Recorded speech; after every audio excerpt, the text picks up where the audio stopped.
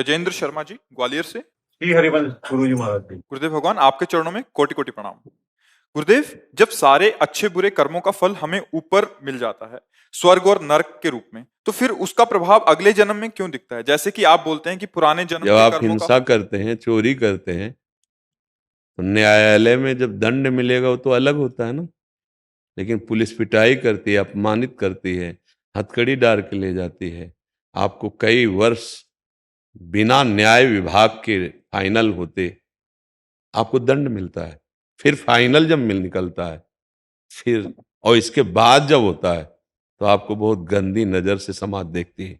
इसने हिंसा की थी, इसने चोरी की थी, आप समझ रहे ना। ऐसे ही यहाँ एक क्रिया का पूरा जीवन बर्बाद होने वाला दंड मिलता है। तो भगवान ने कृपा करके मानव दे दी है। और आपके पाप बहुत से ऐसे हैं जो प्रकाशित नहीं हुए, उनका ब्याज से दंड मिलता है। फिर जो कुछ बचे हुए पाप होते हैं तो एक अवसर दिया जाता है। पाप और पुण्य दोनों से मिश्रित मानव देह है। केवल पाप दे यातना दे है, पुण्य दे देव दे है। एक बार फिर चांस दिया भगवान ने, थोड़ा दुख थोड़ा सुख, अब तुम निकल जाओ इससे।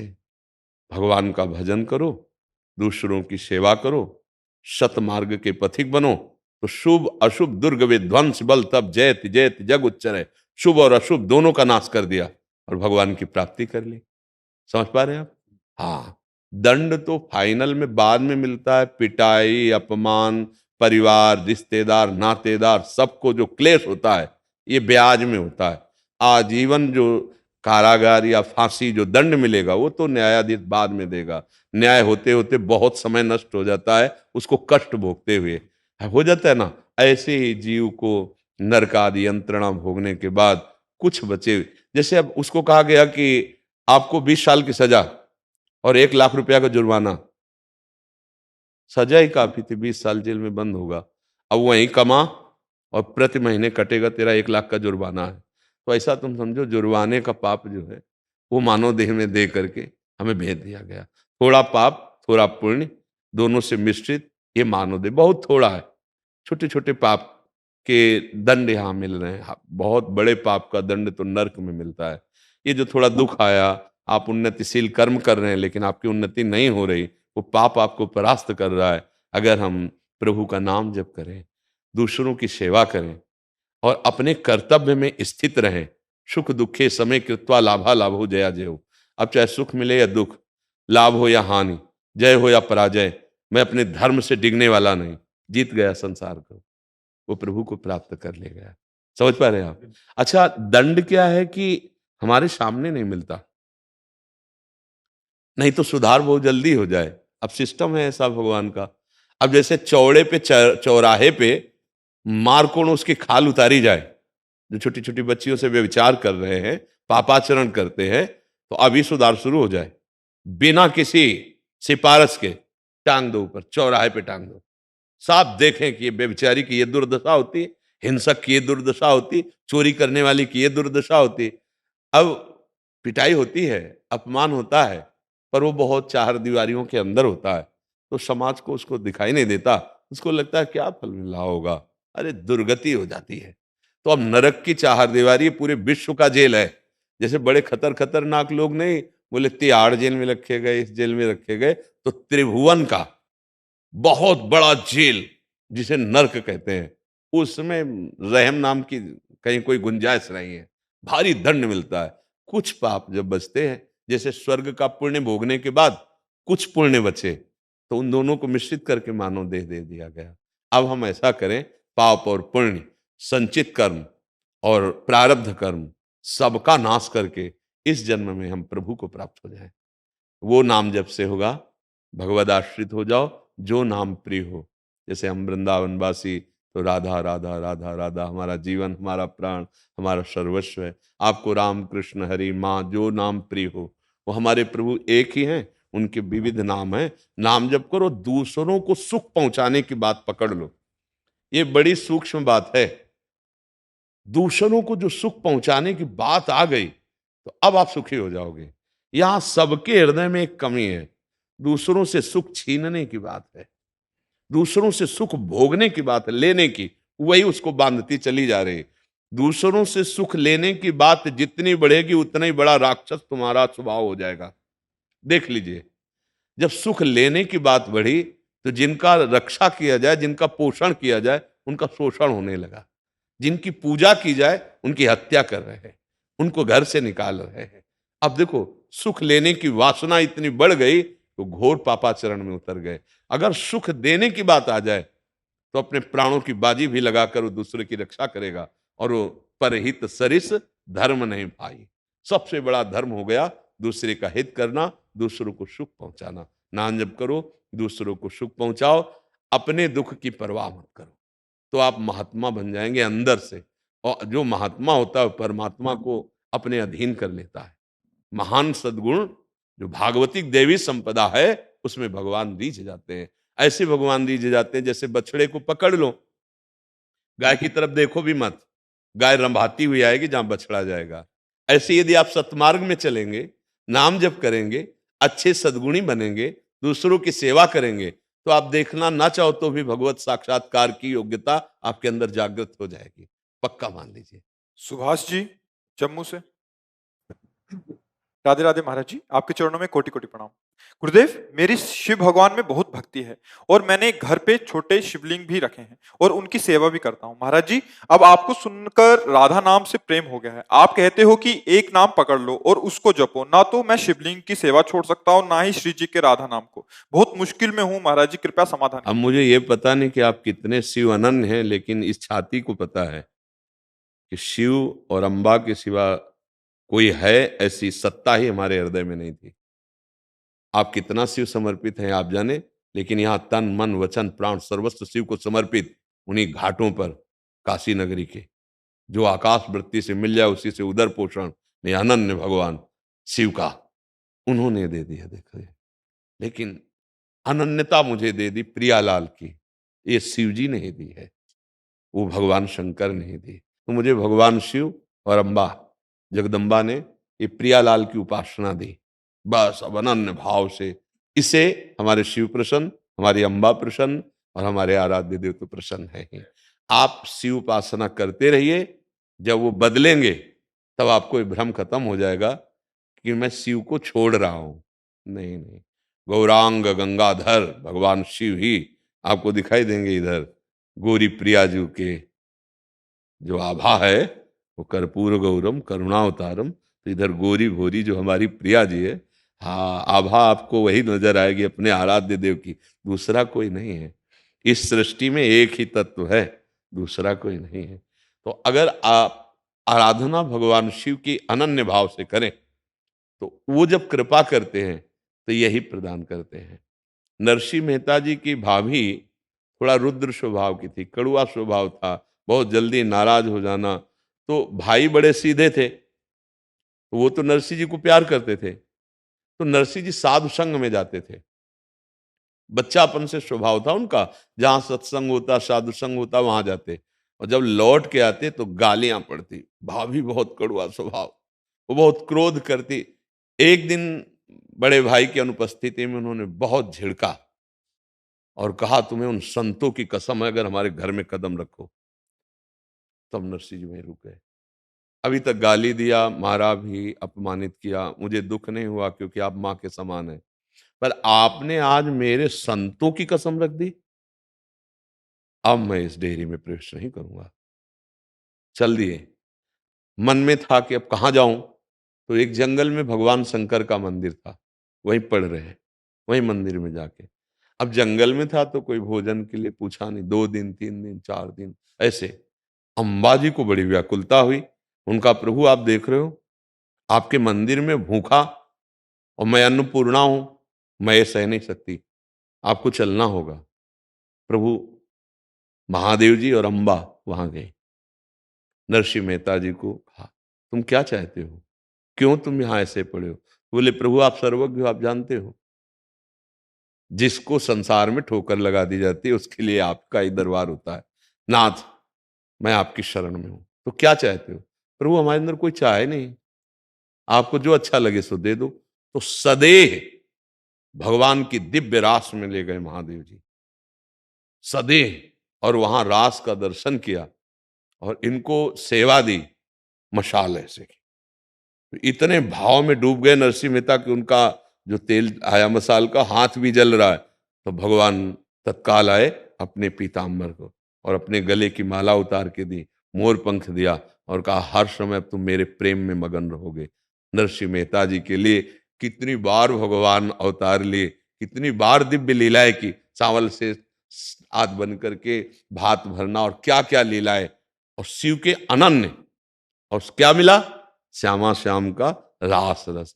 तो मुझे लगता है पूज्य राधा बाबा बचपन में जब सुना कि भगवान शिव प्रसन्न हो जाए तो कुछ दुर्लभ नहीं है, तो उनको लगा कि भगवान शिव चिता की भस्म बहुत पसंद करते हैं। तो एक गांव में जो नदी के किनारे मुर्दा जलाया गया था, अंतिम क्रिया के बच्चे थे, दौड़ के वहां से गए, वो भस्म लाए और शंकर जी के मंदिर में ऐसे लगाया और कहा महाराज मैं भगवान की भक्ति चाहता हूं, मैं ज्ञान चाहता हूं। इतने बड़े महात्मा हुए और अंतिम समय उनकी जिह्वा से राधा राधा राधा राधा, इसलिए उनको राधा बाबा ही कहते थे। चक्रधर स्वामी नाम था उनका। राधा राधा राधा राधा, ये भगवान शिव की कृपा से। यदि आपको राधा नाम प्रिय लग रहा है तो महादेव जी कृपा कर रहे हैं। उसमें ये नहीं सोचना है कि मैं महादेव जी को छोड़ रहा हूं। नहीं नहीं, महादेव जी ही इस रूप में अब मुझे पकड़ रहे हैं, क्योंकि उनके सिवा कोई है नहीं। भगवान एक हैं, उनके रूप अनंत हैं, उनकी लीलाएं अनंत है, उनके गुण अनंत हैं। तो हम एक मान करके चलेंगे तो सवाल हल हो जाएगा। अनेक मानने से फिर भ्रम पैदा हो जाएगा। जैसा भ्रम कि हम शिव को छोड़ दिया, छोड़ ही नहीं सकते। शिव को वो छोड़ने वाली वस्तु है। वो तुम्हारी श्वास में समाये, तुम्हारे हृदय में समाये हुए। हाँ, अब शिव इस रूप में आ गए जो उमा पार्वती के रूप में है, वही श्यामा श्याम के रूप में अब मुझे आकर्षित कर रहे हैं, दूसरा कोई नहीं। ये तो पक्का समझो, तत्व एक है, वो कब कहां कैसे आकर्षित करता है वो जाने, दूसरा कोई नहीं। तो समाधान चित्त का कर लीजिए कि शिव ही शिव है, दूसरा कोई नहीं। अब हम जहां हमारे मन को घसीट रहे हैं जगत गुरु भगवान शिव, तो हम मान रहे हैं कि वही इस रूप में घसीट रहे। अब कोई संशय नहीं है कि हम उनको छोड़ रहे हैं, ऐसा हो ही नहीं सकता। वही हमको इस रूप में मिल रहे हैं। अपने प्रीतम को पहचानना है, भगवान ही है, दूसरा कोई है नहीं। समझ पा रहे हैं आप जी? और अन्यत्र अयोध्या या वहाँ जाते हैं तो वहां रहने की इच्छा हो जाती है, तो ये ब्रज का जो प्रेम है वो तो छूट जाता है। तो ऐसे में हम क्या करें कि हमारी नदा यहाँ बनी रहे और वहाँ हरिद्वार। हाँ देखो, कहीं जाना उद्देश्य क्या है? भगवत चर्चा करना, भगवत दर्शन करना, भगवत भाव। लेकिन हम अपने घर को भूल जाए, ऐसा तो ठीक नहीं है। आप आया यहाँ, आप दर्शन करेंगे, लेकिन आपके हृदय में अगर पूछा जाए तो आपको वही बात रहेगी कि मैं तो माँ का हूँ, उनकी सेवा कहो, यहाँ आया हूँ दर्शन करने। ऐसी ब्रज के भाव में आपको ये रखना चाहिए कि घर तो हमारा ब्रज है। अब हम 10 साल अयोध्या में रह सकते हैं, लेकिन ठसक थोड़ी भूल सकते हैं कि हम तो ब्रज के हैं। मान लो भारत का कोई 20 वर्ष 50 वर्ष के लिए अमेरिका इंग्लैंड कहीं भी जाए, तो जब चर्चा होगी तो ये कहेगा मैं पूर्व का भारतीय हूँ, मैं भारतीय हूँ, इतने समय से यहाँ रह रहा हूँ। तो आपको ठसक रखनी है कि मैं ब्रजवासी हूँ। हाँ, सेवा के लिए, भगवत कथा वार्ता करने के लिए, लोगों के हृदय में नाम रूप लीला धाम का महा प्रभाव जागृत करने के लिए बड़े बड़े संत भगवान गए हैं। अरे यहाँ विदेशों में गए हैं, आज भी जिनको भगवान नाम में बिल्कुल कोई रुचि नहीं, कोई परिचय नहीं, वो भी माला लेकर नाम, ये भारत के ऋषियों का ही था ना। तो हम ठसक रखें अपने आराध्य देव की और अपने धाम की, ब्रज धाम की। कहीं भी जाएं, हमारे ही प्रभु राम रूप से वहां अवतरित हुए, जो श्याम रूप से मथुरा में, वही अयोध्या में। जो राम रूप से चित्रकूट आदि में लीलाएं की, वही पूरे ब्रज 84 कोस में लीलाएं कर रहे हैं, वही मथुरा में कर रहे हैं, वही द्वारिकाधीश, वही तो है, दूसरा कोई। हम अपने को थोड़ा सुलझा लें तो हमें कोई समस्या नहीं रहेगी। नितिन अरोड़ा जी संगरूर से। आदरणीय गुरुदेव, चरण वंदन, राधे राधे। महाराज जी, जब हम परमात्मा के ध्यान में बैठते हैं तो मन को नियंत्रण करने का क्या उपाय है? पहले तो हमारा मन जो बहुत चंचल है, उसको हरि नाम के द्वारा, हरि भजन के द्वारा पावन करें। अपवित्र मन चंचल होता है और पवित्र मन एकाग्र होता है। हर साधना में, चाहे लौकिक हो चाहे पारलौकिक, एकाग्रता की आवश्यकता है। जैसे आप पढ़ाई, आप किसानी, ऑफिस, व्यापार, एकाग्रता नहीं है तो आप सफल नहीं हो पाएंगे। और मन का स्वभाव चंचल है, चंचला ही मनः कृष्ण।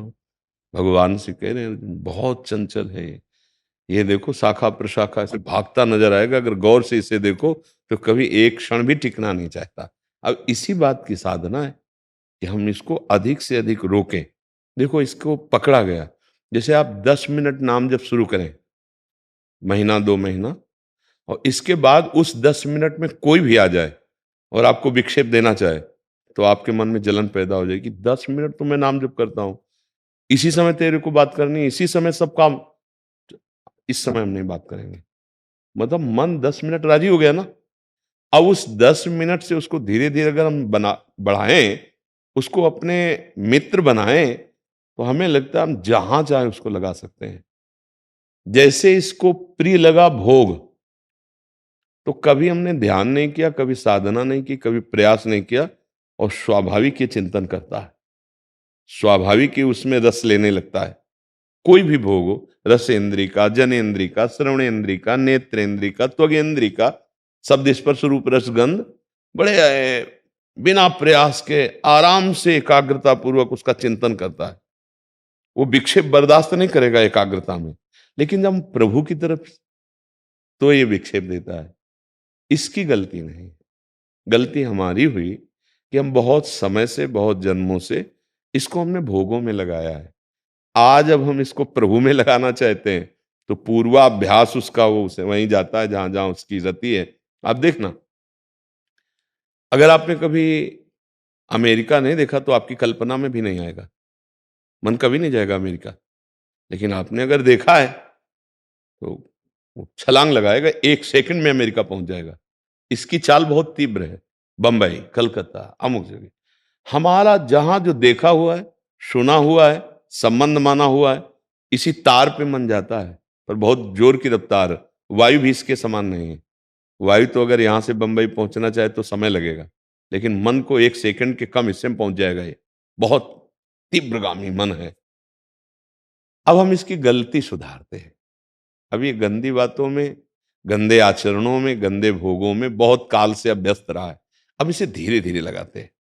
प्यार से हम इसे नाम जप में लगाते हैं, शास्त्र स्वाध्याय में लगाते हैं, सत्संग में लगाते हैं, सेवा में लगाते हैं।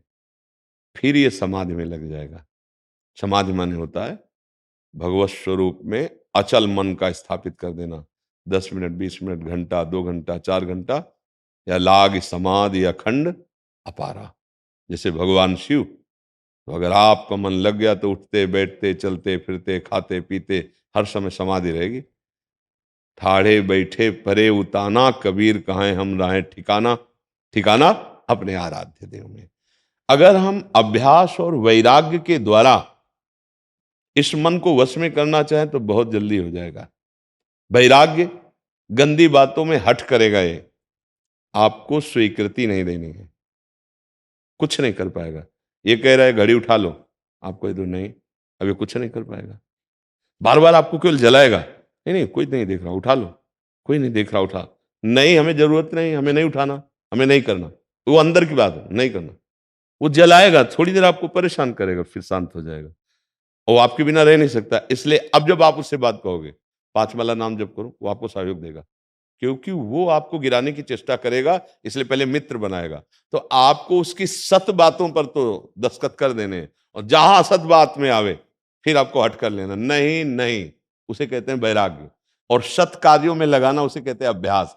जैसे नाम जप है, वाणी पाठ है, सतग्रंथों का स्वाध्याय है, सत्संग सुनना है, दूसरों की सेवा करना है नाम जप करते हुए, ये अभ्यास और वो वैराग्य। जहां हम राग पूर्वक मन को भोगों में लगाए रहे, वहां से फिर धीरे धीरे जब मन पवित्र और एकाग्र हो जाएगा तो ये शिकायत खत्म हो जाएगी कि मन लगता नहीं। फिर मन और प्राण ये सब भगवत स्वरूप हो जाते हैं। इंद्रियाणाम मनश्चास्मि में भगवान ने कहा। जैसे देखो गोपीजन कहती हैं, कान भय प्राण में, प्राण भय कान में, ही में न जान परे कान है कि प्राण है। प्राण श्री कृष्ण हो गए। अब देखो उद्धव से कह रहे हैं, उद्धव मन न भये 10-20, एक हो तो सो गयो श्याम पे। अब को आराध है इस, ये तुम्हारा ज्ञान कौन सुने। एक मन था वो तो मंचोर श्री कृष्ण के पास गया ना, अब वापस ही नहीं आया। एक बार मन प्रभु में गया, अब वापस। देखो अम्बरीश जी का सवई मना कृष्ण पदार बिंदयो, गया ना श्री कृष्ण चरणों में। तो हम निराश न हो, हताश न हो, मन के द्वारा दी हुई गलत सलाह को पास न करें। आपके पास दिए बिना वो कुछ नहीं कर सकता, इतनी बात समझ लो। पर अपने इतने भूल गए कि वो मन जो हमारे सामने पेश करता है तुरंत दस्तखत कर देते हैं, क्योंकि हम सोचते हैं अगर हमने ना कहा तो ये जलन पैदा करेगा, और वो जलन हम सह नहीं पाएंगे। आज हमारा मन कहता है ये देखूं, ये भोगूं, ये सुनूं, ये करूं, ये खाऊं, ये पीऊं, और उसमें निर्णय करो कि गलत कह रहा है कि सही कह रहा है। अगर सही कह रहा है तो सपोर्ट करो, अगर गलत कह रहा है तो फिर धिक्कार दो। नहीं, अब नहीं हो सकता, क्योंकि हमने शास्त्र स्वाध्याय किया है, हमने सत्संग सुना है, अब तेरी गलत बात पर हम दस्तखत नहीं करेंगे। अब वो एकाग्र होने पहले थोड़ा जल आएगा, तो यम ही न व्यथ्यंते ते पुरुषम पुरुषर्षभ सम दुखा सुखाधीनम सोमृतत्वाय कल्पते। जो मन के द्वारा दी हुई व्यथा और जलन से व्यथित नहीं होता, सह जाता है, वो धैर्यवान पुरुष परम पद का, अमृत पद का अधिकारी होता है। आप समझ पा रहे? इसलिए हमें विचलित नहीं होना, हमें 5 प्रकार से इस मन को वश में करना है। पहला है सुमिरन, नाम जप, मंत्र जप। दूसरा है स्वाध्याय, शास्त्रों का, गुरुजनों की वाणियों का, जैसे पूज्य राधा बाबा, भाई जी हनुमान प्रसाद पोद्दार जी, स्वामी राम सुखदास जी, पूज्य श्री जयदयाल गोविंदका जी, इन महापुरुषों की वाणियां बिल्कुल सिद्ध वाणी है, उन्होंने अपने अनुभव से लिखा है। और शास्त्रों का भागवत है, रामायण है और पुराण है। शास्त्र स्वाध्याय, स्वाध्याय, सुमिरन, स्वाध्याय, और फिर किसी महापुरुष का सत्संग, जो कान से केवल सुन रहे, पढ़ नहीं रहे, आंख बंद किए बैठे, चल रहा है, हम एकाग्रता पूर्वक सत्संग, सुमिरन, स्वाध्याय, सत्संग, फिर सेवा। किसानी, व्यापारी या ऑफिस वाला, नौकरी, जो भी, ये भगवत सेवा है, करना पड़ेगा क्योंकि समाज में चलना है। तो हम नाम जप करते हुए वो सेवा, और फिर कुछ समय एकांते सुखमाश्रितम अथा तो ब्रह्म जिज्ञासा, कुछ समय ऐसा निकाले, आधा घंटा, 1 घंटा, जिसमें हम अपना कमरा बंद कर लिया, कोई हमें डिस्टर्ब नहीं करेगा। 20 मिनट, 30 मिनट, जो समय निकले, और उस समय समाधि, जो हम अभ्यास कर रहे हैं, शांत भाव से अभ्यास, एकाग्रता यहां से शुरू की जाती है, नासाग्र दृष्टि की जाती है। अगर आपका ब्रह्मचर्य ठीक नहीं तो आप ये नहीं कर पाएंगे, सर फटने लगेगा, ऐसे पलक नहीं झपकना है, हमें यहां देखना है। थोड़ी देर में एकदम शांत वृत्ति हो, इसमें श्वास प्रश्वास अपने आप काबू में हो रहे। अब यही हम नाम देख रहे हैं, आंखों के सामने बार बार नाम लिख रहे हैं, थोड़ी देर में मन थकित होने लगेगा और वो शांत होने लगेगा। अगर 1 मिनट भी शांत कर पाए तो मानो दुश्मन के ऊपर चढ़ गए आप। अगली बार 2 मिनट, अगली बार 3 मिनट, धीरे धीरे धीरे धीरे, फिर क्या होगा? आप फावड़ा चला रहे हो, नाम जब चल रहा है। आप ऑफिस में बैठे हो, लोगों से बात कर रहे हो, आपका चिंतन चल रहा है। बहुत बहुत सुंदर। मतलब गृहस्थी में रह करके परमात्मा प्राप्ति थोड़ा कठिन है, क्योंकि विविध कार्य है, विविध व्यवहार है, पर की जा सकती है, ऐसा नहीं कि नहीं की जा सकती। इसलिए मन को आप एकाग्रता पूर्वक लगाइए। सफलता इसलिए मिलेगी कि हम भगवान के अंश हैं, हमारे ऊपर भगवान की बड़ी कृपा है जी। और इसीलिए हमारे भी यही प्रश्न था जो भैया ने पूछा, तो यही दुविधा थी कि जैसे कई मुकदमे ऐसे हैं हत्या के और दहेज हत्या के और रेप के, तो यही महाराज जी हमारा प्रश्न था, हमें पहले से नहीं पता था, तो क्या उसके पाप के भागीदार हम लोग भी बन जाए? हाँ, आपकी ही तो साक्ष्य से उसको सजा मिलेगी और आपके ही साक्ष्य से उसको मुक्ति मिलेगी। अगर प्रभु आप जानते हैं, जैसे ये प्रश्न बहुत विस्तार से इसकी चर्चा हुई, बस 1 सेकेंड, यदि आप जानते हैं कि ये दोषी है और आपको पैसा दे रहा है और आपने अपनी बुद्धिमत्ता से उसको बचा लिया, तो आप अधर्म की रक्षा की ना, और धर्म को आपने दंड दिलवाया ना, तो इसके न्यायाधीश जो सर्वोपरि भगवान है, वो फिर आपको दंड देंगे, पक्का, इसमें कोई संशय नहीं। ये आपके जीवन के लिए बहुत हानिकारक हो जाएगा। हाँ, आपकी लौकिक उन्नति वर्तमान काल के लिए आपको लगेगा कि मैं अन्य वकीलों जैसा बढ़िया BMW में नहीं चल पा रहा, बहुत बड़ी व्यवस्था नहीं, लेकिन आप सच्ची मानना, दीर्घ काल तक आप आनंदित रहेंगे, आपका परिवार सुखी रहेगा। संपत्ति उस कोटि की नहीं हो सकती है जैसे अधर्म से एकत्रित होती है, लेकिन उस कोटि के होने के बाद जो उसका परिणाम आएगा वो बहुत विनाशकारी होगा। वो आपकी न संतान आपके अनुकूल होगी, न सुख न शांति। इसलिए अब लो नशानी, अब ना नशे हो। आज से सत्संग में सुना, आज से सुधार कर लो। आप ही बताओ, जैसे अभी उदाहरण में बोला था, क्या आप अपने भाई के हत्यारे को पैसा देने पर भी आप छोड़ने की वाली वकालत करेंगे क्या?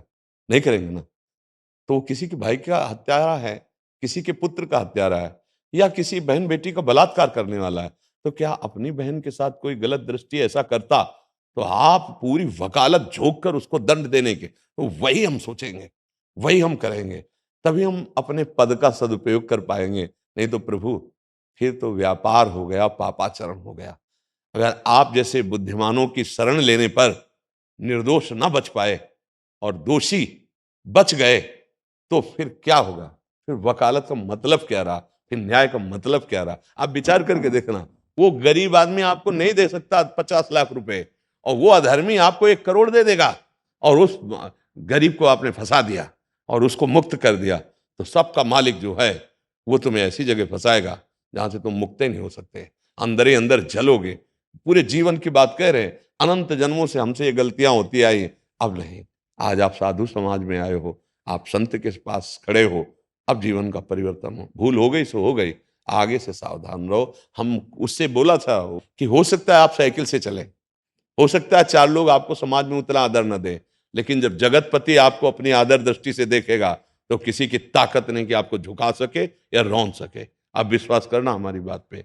भगवान का नाम लक्ष्मीपति है, और वो जब लक्ष्मी देना चाहेंगे ना, तो कहते हैं ना, भगवान देता है तो छप्पड़ फाड़ के देता है। कोई ऐसा पुत्र तैयार हो जाएगा, कोई ऐसा परिवार का तैयार हो जाएगा कि आप जो कामना करते थे वो करके दिखा देगा। और अगर आपने गलत किया तो ऐसे पैदा होंगे, देख देख के जलोगे और रोओगे। हमारी बात समझ? रेखा यादव जी, गाजीपुर से। राधे राधे। महाराज जी, हम कुछ कार्य में डिसाइड नहीं कर पाते। सोचती हूँ कि गुरु की आज्ञा से करूं, मगर प्रभु हम आपकी आज्ञा कैसे समझें कि ये जो कार्य कर रहे हैं गुरु और श्री जी के अनुकूल है। बस इस बात की उलझन रहती है कि देखो, अंदर से जो इतना तो हमें लगता है भगवान सबके हृदय में बैठ के बताते हैं कि ये पाप है। ऐसा कोई ये नहीं कह सकता कि मुझे पता नहीं कि ये पाप है। आप सच्ची ईमानदारी से झूठ बोल जाओ, वो बात आपकी अलग है। नहीं, मेरे भगवान सबके हृदय में बैठ के बता देते हैं कि ये पाप है, ये गलत है, बस वही नहीं करना। जो पापाचरण है, जो अधर्माचरण, बस वही नहीं करना, और अपने कर्तव्य का पालन करो। भगवान ने गीता जी में, भागवत जी में, समस्त शास्त्रों में कर्तव्य कर्म के लिए, आप किसी की बेटी हैं, आप किसी की पत्नी हैं, आप किसी की माँ हैं, आप किसी की बहन हैं, ये जो कर्तव्य है, आप किसी की बहू हैं, अपने कर्तव्य का पालन करो। इससे ज्यादा और कोई बड़ी पूजा नहीं है। अब कर्तव्य विहीन आचरण, हमें लगता है सबको पता है मैं गलत कर रहा हूं, क्यों? यहां यहां यहां से एकदम आवाज आती है, क्योंकि अपने लोग इस विषय को रोज देखते हैं कि अगर हम कुछ भी फाइनल कर रहे हैं और जरा भी गलत है तो हृदय से आता है एक गलत है, बहुत धीमे से आता है, सबको आता है, ये केवल हम ही को नहीं, सबको आता है। बस जो गलत है वो हमें नहीं करना, इसके लिए किसी से पूछने की जरूरत नहीं है। सबको पता है कि ये मैं गलत करने जा रहा हूं, पर वो कामना के वशीभूत होने के कारण वो उस बात को सुन नहीं पाता है। तो अगर वो बात नहीं सुन पाते तो प्रगट की भी बात नहीं सुन पाओगे। आप यहां बैठे बैठे हम आपसे बात करें, वो निकल जाएगी, आप पकड़ नहीं पाओगे। अगर वो बात सुन ली तो कभी पापाचरण हो ही नहीं सकता, क्योंकि भगवान सबके हृदय में बैठकर, चाहे बच्चा ही क्यों न हो। और दूसरी बात, जो आपको हृदय से अच्छा नहीं लगता वो दूसरे के साथ व्यवहार ना करो। आत्मना प्रतिकूलानी परेशान न समाचरेत। जैसे आपकी कोई बहन बेटी को गंदी दृष्टि से देखे, आपको बर्दाश्त नहीं होगा, फिर आप दूसरों की बहन बेटी को, यदि आप का कोई निज जन गलत करने जा रहा है तो आपको पसंद नहीं आएगा, फिर आप गलत करें। मान लो पत्नी है, पुत्र है, परिवार के सदस्य, आत्मना प्रतिकूलानी परेशान न समाचरेत। पाप अंदर से प्रेरणा होती ना करो। दूसरी बात, हम सब जो हमें पसंद नहीं आता वो हम दूसरे के साथ बर्ताव ना करें। ये आत्मनः प्रतिकूलानि परेशान न समाचरित, सब शास्त्रों का सार इसी में आ जाएगा। हम दूसरे का हित करें, दूसरे का मंगल करें, अपनी इंद्रियों को शासन में रखें, हमसे कोई पापाचरण न हो जाए, तो गुरु की आज्ञा संपूर्ण गीता, संपूर्ण भागवत, संपूर्ण शास्त्र है और वो आपके हृदय में स्फुरित होने लगेगा। अगर सत्य से चलो तो आपको किसी से प्रश्न करने की जरूरत नहीं, उत्तर हृदय में आ जाएगा। जब हम सत्य से नहीं चलते तब हमें संशय हो जाता है, फिर प्रश्न होता है, फिर सत्संग की हमें खोज होती है कि हमारे कोई प्रश्नों का उत्तर दे दे। नहीं, आपसे सत्य कहते हैं। अगर आप नाम जप कर रहे हो, अच्छे आचरण करने वाले हो, तो भगवत चर्चा सुनने के लिए साधु समागम तो ठीक है, लेकिन प्रश्न का समाधान कराने की बात नहीं रह जाएगी। हर प्रश्न का उत्तर यहीं से आ जाएगा, हृदय में ही आ जाएगा। किसका प्रश्न है? हाँ सके, ये बात है। आओ स्वामी जी आओ। नमो नारायण। ओम नमो नारायण। बड़ी कृपा। 10 सितंबर को आया था, हाँ। फिर दोबारा मगर बड़ी कृपा की विराज। एक श्री जी की प्रसादी लोई लाख महाराज जी को। हाँ, आज इसकी तो कुमार आपके तो वैसे ही निहाल हो जाते हैं दर्शन।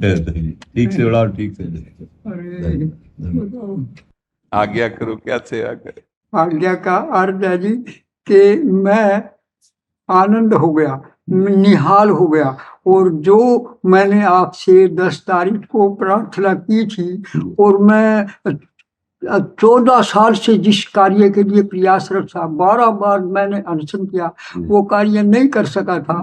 श्रीनाथ जी महाराज की कृपा से आदेश हुए कि वहां जाओ, आपके पास रोया में गया और आपने कहा महा विश्व गुरु का पद वो करो। आप कहने लगे राधा मैया करेगी तो करेगी। तो मैं ये कहूँ कि जो कार्य में 14 साल में नहीं कर सका, वो आपने 2.5 महीने में करके दिखा दिया। 2.5 महीने आपने कर दिया। और कि ये मतलब जो किया भी ऐसा किया कि जो मैं चाहता था, जो मेरी मनसा थी, वो सारी की सारी राधे मैया ने आपके भीतर मेरे मन नहीं पता कि आप राधा है कि राधे के मन नहीं पता क्या हुआ, लेकिन ऐसा चमत्कार हुआ कि 14 साल में जो नहीं कर सका मैं, वो आपके माध्यम से माता ने करा दिया। महाराज जी, आपके अंदर जो परहित की भावना है ना, ये बहुत जोर की है। तो ये परहित की भावना में बड़ा धर्म छुपा हुआ है। तो जब आप जो कुछ भी करेंगे उसमें समाज आपका सहयोग करेगी। आप इसकी चिंता न करें, चाहे हम हो या आप हो। भगवान की ऐसी प्रेरणा नहीं कि बिना इनके समर्थन के, बिना इनके आशीर्वाद के तो कुछ नहीं कर सकता। जैसे चाहो, हम आपके दास हैं, आप जैसा चाहे। तो मैंने मतलब वहाँ को तू करना है। हाँ। और आपके आशीर्वाद से कामयाब होगा, मुझे पसंद है। नारायण नारायण नारायण। मेरी बात सुनो। फूल लेकर जब वो आए तो फूल कर मैंने कहा, ऐ जाने मन तुम क्यों फूल है, तुम तो खुद ही फूल हो। हे नाथ हे नाथ। तो आप लोग खुद ही हो, खुद ही हो। पिता के सवाल, इनकी सेवा करना आप लोग। खुदा पे सौंप दी किश्ती, खुदा को बेखुदा समझा, खुदा ने सौंप दी मुझ पर, मुझको न जाने खुदा ने क्या समझा। बिल्कुल बिल्कुल। तो अब मैं आपको जो समझ रखा, ये मैं नहीं बोल रहा हूँ, ये उन्हीं की प्रेरणा है। नारायण नारायण। राधा रानी की जय, विश्वान दुलारी की जय, विश्वानु के जमाई की जय, जय श्री राधे।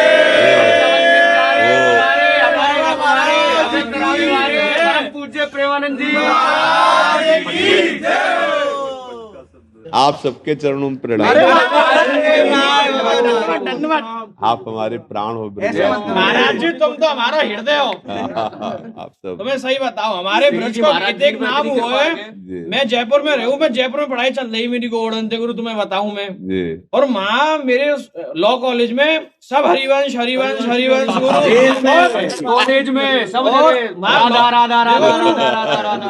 लॉ कॉलेज है वो जी। और लॉ कॉलेज में गुरु ऐसा राधा नाम है, मैं तुम्हें क्या बताऊं, मैं बता ना सकूं बारस की। मेरे सीनियर जो हैं, जो वकालत कर रहे हैं हाई कोर्ट में, सुप्रीम कोर्ट में, वो राधा नाम के पीछे थे बावड़े जी। और एक कैबिनेट मंत्री के मेरे संग बच्चे पढ़ते हैं गुरु, वो तो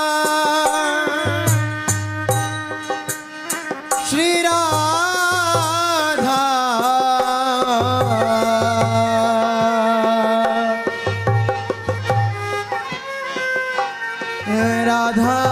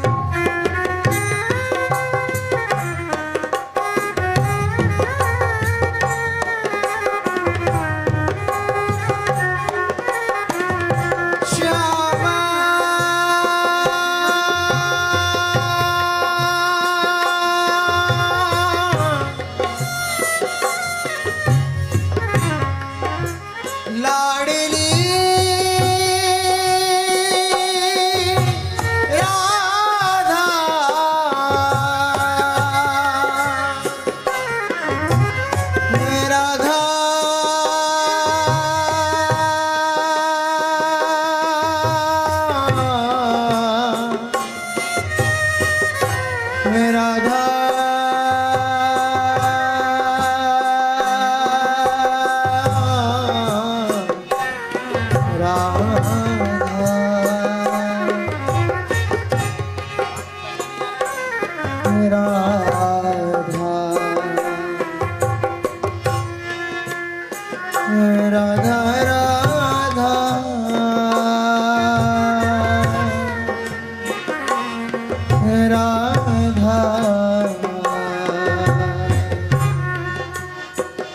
राधा राधा